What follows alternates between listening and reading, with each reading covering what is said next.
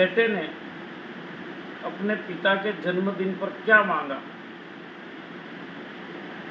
बेटे ने अपने पिता से पूछा, पिताजी आज मैं आपसे दो बातें कहता हूँ, ये दोनों मेरी मांग भी हैं पिताजी, क्या आप मेरी मांग पूरी करेंगे। पिता ने कहा, बेटे जरूर पूरी करेंगे, आज आपका जन्मदिन है। तो बेटे ने पिता से कहा, पिताजी मेरी पहली मांग ये है कि आप सुबह से शाम तक जितने गुटके खाते हैं वो शाम को आकर मुझे सच सच बताएंगे। पिता ने कहा, बेटा जरूर बताएंगे, शाम को बिल्कुल सच सच मैं आपको बता दूंगा मैंने कितने गुटके खाए।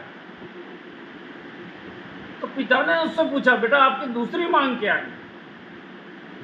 तो बेटे ने कहा, पिताजी मेरी दूसरी मांग यह है कि आप सुबह से शाम तक जितने गुटके खाएं शाम को आकर मेरे गाल पर उतने ही तमाचे मारें। पिता हैरान रह गए, बच्चे की मांग अजीब सी थी।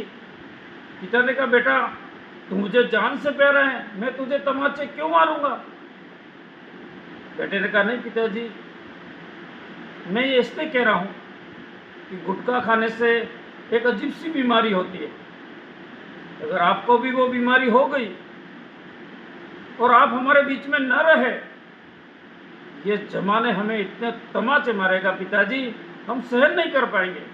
इससे अच्छा तो आपके तमाचे हम सहन कर लें। पिता की आंखें भर आई, बेटे की भी आंखें भर आई।